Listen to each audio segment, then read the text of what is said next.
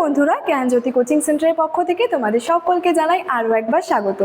আজকের ক্লাসে আলোচনার বিষয় হচ্ছে সাজেশনস নিয়ে, অর্থাৎ তোমরা যারা নর্থ বেঙ্গল ইউনিভার্সিটির অধীনস্থ বিভিন্ন কলেজগুলোতে পড়াশোনা করছো, তোমাদের জন্য আজকের ক্লাসে সেকেন্ড সেমিস্টার মাইনর অথবা ডিএসসি যে হিস্ট্রি রয়েছে সেটার সাজেশন নিয়ে মূলত আজকের এই ক্লাসের মাধ্যমে আলোচনা করব। এবং আজকের ক্লাসে কিন্তু তোমাদের সাথে 12 মার্কসের কিছু কোশ্চেন্স নিয়ে কিন্তু আলোচনা করব, ঠিক আছে? আচ্ছা, আলোচনার বিষয় শুরু করার আগে তোমাদেরকে একটা ছোট্ট ইনফরমেশন দিয়ে রাখি। দেখো, তোমরা যারা ভাবছো আমাদের সঙ্গে এই সেমিস্টারে অনলাইনে যুক্ত হবে, তারা কর্নারে দুটো নাম্বার দেখতে পাচ্ছ, 7076398606 এবং 6295916282। এই নাম্বার দুটি হলো আমাদের জ্ঞানজ্যোতি কোচিং সেন্টারের অফিসিয়াল হেল্পলাইন নাম্বার। তোমরা যারা ভাবছো আমাদের সঙ্গে অনলাইনে যুক্ত হবে, যে কোনো একটি নম্বরে যোগাযোগ করে যুক্ত হয়ে যেতে পারো। এছাড়াও তোমাদের সেমিস্টারের কোর্স ফি সম্পর্কে বলে রাখি। দেখো, মেজরের কোর্স ফি যেটা রয়েছে সেটা রয়েছে 1199 এবং মাইনরের কোর্স ফি যেটা রয়েছে সেটা রয়েছে 699। তো এই ছিল ইনফরমেশনের বিষয়। এবার আলোচনার বিষয় শুরু করছি। দেখো, প্রথমেই বলেছি আজকের ক্লাসে সাজেশনস নিয়ে আলোচনা করব এবং 12 মার্কসের কিছু কোশ্চেন্সগুলো নিয়ে মূলত আলোচনা করব, ঠিক আছে? আচ্ছা, প্রথম কোশ্চেন যেটা রয়েছে সেটা রয়েছে যে ত্রিপাক্ষিক বা ত্রিশক্তি সংগ্রামের কারণ এবং প্রভাব কি কি ছিল, অথবা দিয়ে আসতে পারে যে পাল প্রতিহার ও রাষ্ট্রকূটের মধ্যে যে ত্রিশক্তি সংগ্রামের পরিচয় দাও এবং এর ঐতিহাসিক গুরুত্ব আলোচনা করো। অর্থাৎ এক্ষেত্রে বলেছে যে ত্রিশক্তি সংগ্রাম যেটা হয়েছিল সেই ত্রিশক্তি সংগ্রামের কারণ এবং প্রভাবগুলি কি কি ছিল, অথবা এরকম আসতে পারে যে পাল প্রতিহার এবং রাষ্ট্রকূটের মধ্যে এই যে ত্রিশক্তি সংগ্রামটা হয়েছিল, এই সংগ্রামের পরিচয় এবং এই সংগ্রামের ঐতিহাসিক গুরুত্ব কি রয়েছে, মূলত এটাই রয়েছে প্রথম কোশ্চেন। আচ্ছা, দ্বিতীয় কোশ্চেনে রয়েছে হর্ষবর্ধনের কৃতিত্ব সম্পর্কে আলোচনা করো, অথবা দিয়ে রয়েছে হর্ষবর্ধনের নেতৃত্বে কনৌজের উত্থান সম্পর্কে বর্ণনা করো এবং তার সাথে সাথেই রয়েছে যে তাকে কি উত্তর পথনাথ বলা যায়, এই বিষয়টা রয়েছে 2 নম্বর কোশ্চেনে। আচ্ছা, 3 নম্বর কোশ্চেনে বলেছে দিল্লির সুলতানি প্রতিষ্ঠার প্রাককালে ভারতের সামাজিক ও রাজনৈতিক অবস্থা আলোচনা করো, ঠিক আছে?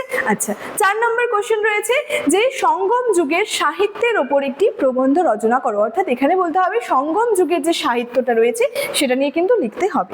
আচ্ছা, তারপরে 5 নম্বরে রয়েছে সমুদ্রগুপ্তের সাম্রাজ্যবাদী নীতি মূল্যায়ন করো। অর্থাৎ সমুদ্রগুপ্তের যে সাম্রাজ্যবাদী নীতিটা ছিল সেই বিষয়ে কিন্তু লিখতে হবে এই কোশ্চেনটার মধ্যে। আচ্ছা, 6 নম্বর কোশ্চেন রয়েছে তুর্কি আক্রমণের প্রাককালে উত্তর ভারতের রাজনৈতিক অবস্থা যেটা ছিল সেটার পরিচয় দাও। আচ্ছা, 7 নম্বরে রয়েছে চোল শাসন ব্যবস্থার গুরুত্বপূর্ণ বৈশিষ্ট্যগুলি আলোচনা করো। অর্থাৎ চোল যে শাসন ব্যবস্থাটা রয়েছে সেই শাসন ব্যবস্থার যে বৈশিষ্ট্যগুলো রয়েছে সেটা নিয়ে কিন্তু এখানে লিখতে হবে। আচ্ছা, তারপরে রয়েছে দেখো 8 নম্বরে বলেছে প্রাচীন ভারতের দাস প্রথার ওপর সমালোচনামূলক নিবন্ধ লেখো। অর্থাৎ প্রাচীন ভারতের যে দাস প্রথা রয়েছে যেটা বা কৃতদাস প্রথা সেই সম্পর্কে কিন্তু এখানে বলা হয়েছে। 9 নম্বর কোশ্চেনে বলেছে গুপ্ত সাম্রাজ্যের পতনের কারণগুলি আলোচনা করো। অর্থাৎ এই যে গুপ্ত সাম্রাজ্য ছিল সেই গুপ্ত সাম্রাজ্যের পতনের পেছনে যে বিভিন্ন কারণগুলি রয়েছে সেই কারণগুলি নিয়ে রয়েছে কিন্তু 9 নম্বর কোশ্চেনের মধ্যে। 10 নম্বর কোশ্চেনে বলেছে গুপ্ত যুগ প্রাচীন ভারতের সুবর্ণ যুগ, এই বক্তব্যের যে যথার্থতা আলোচনা করো, ঠিক আছে? আরো কিছু কিন্তু কোশ্চেন্স রয়েছে এক্ষেত্রে। আচ্ছা, 11 নম্বরে কি বলেছে দেখো গুপ্ত যুগের সামাজিক এবং অর্থনৈতিক অবস্থা সম্পর্কে আলোচনা করো। অর্থাৎ গুপ্ত যুগের যে সামাজিক অবস্থাটা রয়েছে এবং অর্থনৈতিক অবস্থাটা রয়েছে সেটা সম্পর্কে কিন্তু এখানে বলা হয়েছে। 12 নম্বর কোশ্চেনে রয়েছে যে পল্লবদের স্থাপত্য ও ভাস্কর্য সম্পর্কে সমালোচনামূলক আলোচনা করো, অথবা দিয়ে বলেছে পল্লব শিল্প এবং স্থাপত্যের উন্নতির ওপর সমালোচনামূলক আলোচনা করো। অর্থাৎ মূলত এখানে এই কোশ্চেনটার মধ্যে বলা হচ্ছে যে পল্লবদের যে স্থাপত্য এবং ভাস্কর্য রয়েছে সেটা নিয়ে কিন্তু বলা হয়েছে। 14 নম্বর কোশ্চেনে রয়েছে দ্বিতীয় পুলকেশীর রাজনৈতিক কৃতিত্বের পর্যালোচনা করো। অর্থাৎ এখানে দ্বিতীয় পুলকেশীর যে রাজনৈতিক কৃতিত্বগুলি রয়েছে সেটা নিয়ে বলা হয়েছে। 15 নম্বর কোশ্চেনে রয়েছে গুপ্ত প্রশাসনিক ব্যবস্থার প্রধান বৈশিষ্ট্যগুলি আলোচনা করো। তারপরে বলেছে 16 নম্বর কোশ্চেনে সমুদ্রগুপ্তের রাজনৈতিক কৃতিত্ব সমূহ আলোচনা করো। এবং লাস্ট 12 মার্কসের লাস্ট কোশ্চেন যেটা 17 নম্বর কোশ্চেনে বলেছে তুর্কি আক্রমণের প্রাককালে উত্তর ভারতের রাজনৈতিক অবস্থা সম্পর্কে আলোচনা করো। এই 17টা কোশ্চেন্স রয়েছে কিন্তু তোমাদের যে 12 মার্কসের মধ্যে, ঠিক আছে?